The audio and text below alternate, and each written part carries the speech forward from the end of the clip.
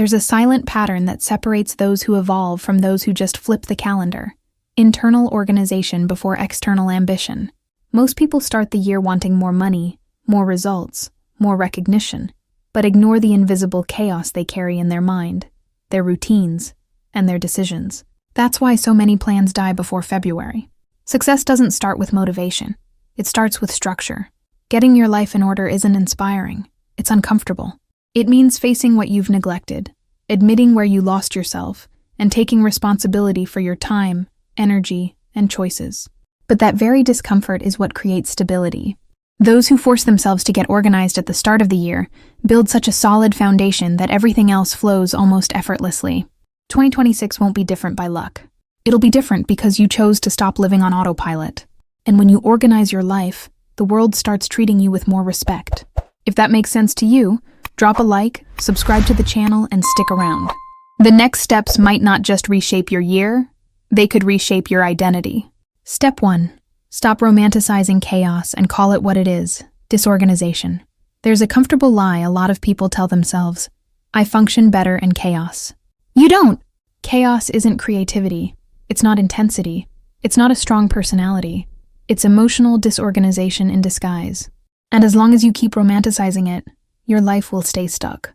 I learned that during a phase when I felt the busiest, yet moved the least. My calendar was packed, my days were hectic, my mind never shut off. But at the end of the month, I had no clarity about what I was actually building. It was like running full speed without getting anywhere. That's when someone said something that hit me hard. If everything's a priority, nothing is. That landed like a punch. Organizing your life starts with a simple yet tough decision. Admitting that chaos isn't protecting you.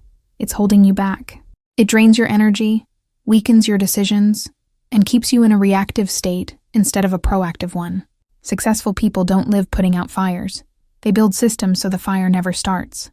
When you accept that disorganization isn't a personality trait, but a problem to solve, something shifts inside. You stop making excuses and start taking action. And that's the exact point where your life starts taking shape. If you constantly feel tired, scattered, or like you're always behind on your own life, that might be the clearest sign it's time to get organized. Comment, no more chaos. That phrase marks the moment you stop hiding behind the mess and take control of your life. Step 2. Organize your mind before trying to organize your life. No planner works when your mind is a mess. You can download the best app, buy the prettiest planner, create perfect routines, but if your head is full of noise, nothing sticks. External disorganization is almost always a reflection of internal confusion you've been avoiding for too long. I realized that after trying to get organized dozens of times and always failing. I changed my schedule, my methods, my to-do lists, but missed the main thing. My mind was overloaded with decisions I hadn't made, emotions I'd suppressed, and problems I kept postponing. Every mental loose end was draining my focus, energy, and clarity. And the more I tried to do, the more exhausted I felt. The shift came when I stopped everything one afternoon and did something simple, yet uncomfortable. I wrote down absolutely everything taking up space in my head. Fears, tasks, unresolved conversations, avoided decisions. No filter. No judgment. Just getting it out of my mind and onto paper. That's when, for the first time in a long while, I felt internal silence. And that silence turned into clarity. Organizing your mind isn't about thinking positive. It's about thinking with order. It's deciding what matters now, what can wait, and what needs to end. Successful people don't carry everything in their heads. They unload it, sort it, and move on. If you feel tired even when you haven't done that much, maybe it's not a lack of time. Maybe it's the mental weight you're carrying. Comment, my mind deserves order.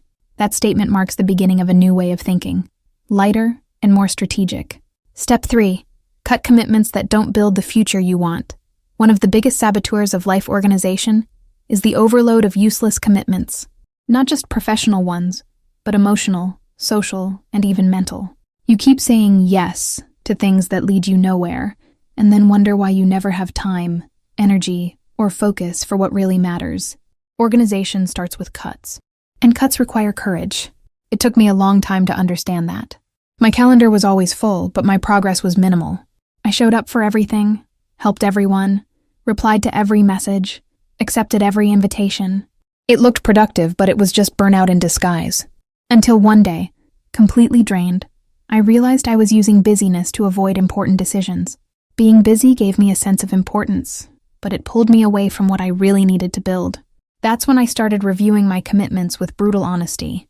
I'd ask myself, does this bring me closer to or further from the life I want in 2026? If the answer was further, I cut it. No drama, no over-explaining. Just respect for my time. And the result was instant. More clarity, more focus, and a sense of control I hadn't felt in years.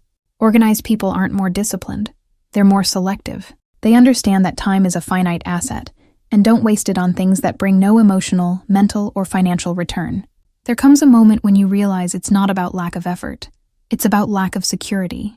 You try to organize your routine, cut the excess, rethink your priorities, but something still feels off. A quiet unease that shows up every time you think about the future. Because deep down, as long as money remains a source of tension, no amount of organization will hold for long. It's hard to feel in control of your life when your decisions are still driven by the fear of not having enough. Many women live with this without ever saying it out loud. They work, they try, they plan, but carry a heavy relationship with money, one shaped by anxiety, confusion, and guilt. And this invisible disorder ends up affecting everything. Rushed decisions, weak boundaries, difficulty planning with peace of mind. Organizing your life requires a strong foundation, and that foundation inevitably includes the way you relate to money. That's why I created the Wealth Code, a guide designed to transform your relationship with money in a simple, accessible, and conscious way. It doesn't promise unrealistic shortcuts, but it offers something far more valuable: security, clarity, and lightness, so you can finally feel free to choose your own path without living in constant alert. When money stops being a burden, your entire life starts to align. If you feel like the time has come to bring order to this deeply personal part of your life too, the link to the Wealth Code is in the first pinned comment. Step 4. Create simple systems so you don't have to rely on willpower. One of the biggest mistakes people make when trying to get organized is relying too much on their own motivation. Motivation fails. Willpower fluctuates. Discipline gets tired. Truly organized people don't force themselves every day. They build systems that work even on bad days. Real organization is when your life moves forward, even when you're not at your best. I learned that after failing countless times to get more organized. I'd start the week pumped, make lists, promise to stay consistent, and one tough day was all it took for everything to fall apart. That's when I realized the problem wasn't lack of effort. It was too much improvisation. My life depended too much on my mood. The turning point came when I stopped setting huge goals and started building simple structures. Fixed times for repeated decisions. A single place for important tasks. A specific day for financial planning. A short ritual to review the week. Nothing complex, just predictable. And that predictability brought peace. Simple systems free up mental space. They reduce decision fatigue, lower anxiety, and increase consistency. When you know exactly where everything lives, commitments, money, priorities, your mind relaxes. And a relaxed mind makes better decisions. Successful people don't rely on their discipline. They rely on the systems they created when they were clear-headed. That's why they keep moving forward even when they're tired, unmotivated, or just having an ordinary day. If your life only works when you're highly motivated, that's not freedom. That's fragility. True organization carries you even on the days you don't have the strength to carry yourself. Comment: my systems work for me. That statement marks the moment you stop depending on constant effort and start living with real structure. Step 5. Organize your finances so you can stop living in survival mode. There's no such thing as an organized life when money is a constant source of anxiety. You can pretend it's not a priority, but your body knows. Every late bill, every impulsive expense, every month lived on the edge keeps you in survival mode. And no one builds real success while constantly on alert. I realized this when I understood that much of my exhaustion didn't come from work. It came from silent financial insecurity. I'd wake up already worried, go to sleep doing calculations, constantly juggling things in my head trying to make it work. But the thing is, that fix never actually fixes anything. It just delays the problem. Until I finally chose to face what I'd been avoiding. I sat down with myself and organized my finances with honesty. No drama, no self-blame. Just clarity. Organizing your money isn't about instantly earning more. It's about knowing exactly where you stand. When you know how much comes in, how much goes out, and where it's going, something shifts inside. The anxiety starts to fade. And once the anxiety fades, Your mind begins to work strategically again. Successful people don't live without financial problems. They live without financial confusion. They know messy money drains too much energy and blocks their focus on growth. Financial organization is self-care in the form of an adult decision. If you feel constantly tense, even when everything's fine, maybe your nervous system is just tired of not having predictability. Organization brings predictability. Predictability brings peace. Comment: my money needs order. That phrase marks the moment you stop surviving month to month and start building real stability. Step 6. Set real priorities and stop confusing urgency with importance. A disorganized life is rarely the result of lack of time. It's the result of unclear priorities. You spend your day dealing with urgent tasks, putting out fires, reacting to whatever shows up, and by the end of it, you feel like you've made no progress on what really matters. That's not bad luck. That's a lack of discernment. Successful people don't do more. They do what matters. I learned that when I realized my days were full, but my goals were always pushed to later. I solved other people's problems, took on last-minute requests, handled whatever screamed the loudest. Meanwhile, my personal projects, my health, my long-term vision always got postponed, and that later never came. The turning point came when I grasped a simple rule. If everything feels urgent, you have no direction. I started setting 3 non-negotiable priorities for each week. Not small tasks, but life areas. Anything that didn't directly support those priorities was questioned, postponed, or cut. At first, it felt uncomfortable. Saying not now felt selfish, but then it turned into self-respect. Organizing priorities isn't about rigidity, it's about strategy. It's about choosing, consciously, where your energy will go instead of letting it get drained by random demands. When you learn to tell the difference between what's urgent and what's important, your life begins to take direction. If you constantly feel busy but never feel like you're progressing, maybe you're responding too much to the world and not leading your own life. Comment: my priorities are clear. Yao? That phrase marks the moment you stop reacting and start leading your time. Step 7. Set boundaries, so your life stops being invaded. A lot of people try to organize their routines, finances, and goals, but ignore the core issue: boundaries. And without boundaries, no organization can hold. When you allow any person, problem, or demand to invade your day without filter, your life becomes open territory. Organized people aren't colder, they're clearer. I realized this when I noticed that much of my exhaustion came from things that weren't even mine. Other people's opinions, unspoken expectations, constant favors, endless conversations. I'd say yes out of politeness, fear of disappointing, or just habit. And then I'd wonder why I never had time for myself. That's when it hit me. I didn't need more organization. I needed stronger boundaries. I started small. I stopped replying instantly. I learned to say I can't right now. I set times when I wasn't available. At first came guilt, but soon after came something far more valuable: respect. When you respect yourself, the world learns how to treat you. Setting boundaries is setting energy. It's protecting your focus, your mental health, and your goals. Successful people aren't always available, because they know that unlimited access is a form of self-neglect. If your life constantly feels interrupted, maybe it's not a lack of organization. It's too much access. And 2026 is calling for a version of you that's firmer, clearer, and more strategic. Comment: my boundaries protect me. That phrase marks the moment you stop allowing invasions and start holding your life up with maturity.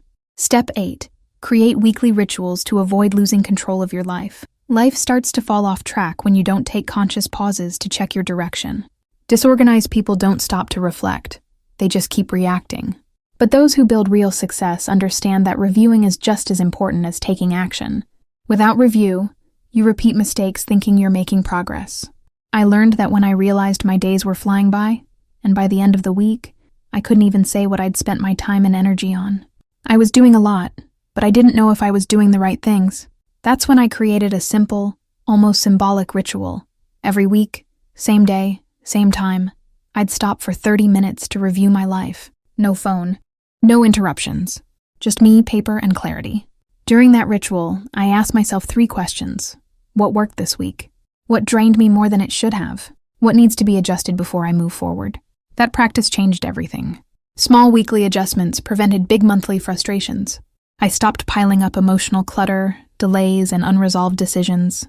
And most importantly, I stopped losing control of my own direction. Rituals create stability. They're anchors in the chaos.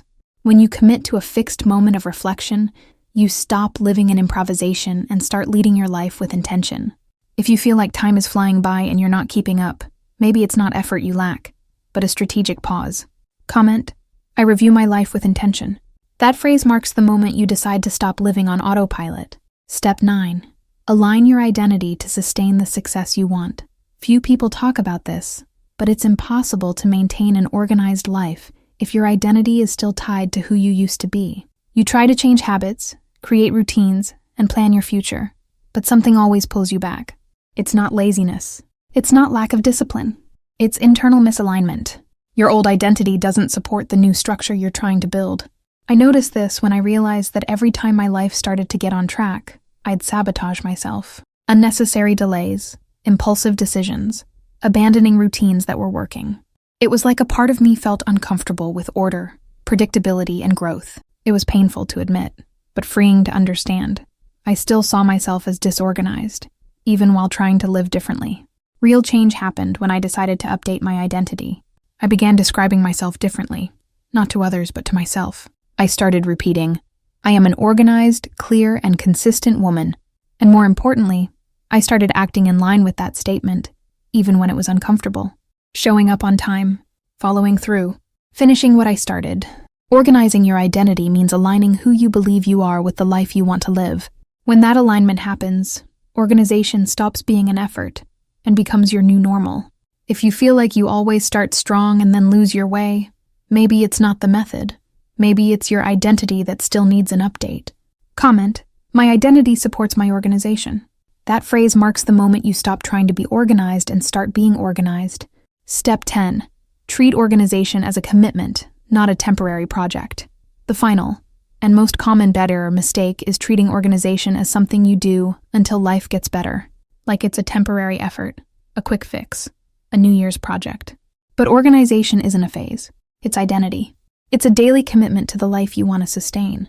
If you only get organized when everything's falling apart, you'll always return to chaos. I learned that after organizing my life many times, only to watch it fall apart again. Every time things got better, I'd relax, start improvising, postponing, taking on more than I could handle, until I realized the problem wasn't lack of ability, it was lack of consistent commitment. Organization needs maintenance, and maintenance requires maturity. That's when I made a simple but definitive choice. I would no longer get organized just to solve problems. I'd stay organized to avoid creating them. I started treating organization as structural self-care, something that protects my energy, my time, my money, and my future. Not optional, essential. Truly successful people aren't organized because they like it. They're organized because they've learned the cost of chaos. They know that disorganization charges high interest in stress, poor decisions, missed opportunities, and delayed dreams. When you adopt organization as a value, your life reaches a new level. Not because everything gets easier, but because everything becomes clearer. Comment: organization is my commitment. That phrase seals your decision to never go back to living on autopilot. Organizing your life at the beginning of 2026 isn't about control. It's about freedom. It's about no longer living reactively and starting to live by choice. It's about taking responsibility for your time, energy, money, and identity. Those who do this early build a solid year. Those who delay spend the year trying to catch up. These steps aren't quick hacks. They're foundations. And foundations are what sustain lasting results. If you force yourself to organize your life now, you won't have to force yourself to fix it later. If this content resonated with you, leave a like, subscribe to the channel, and comment below. 2026 will be an organized and intentional year, because the kind of success no one teaches you starts right here, in the quiet decision to bring order to your life.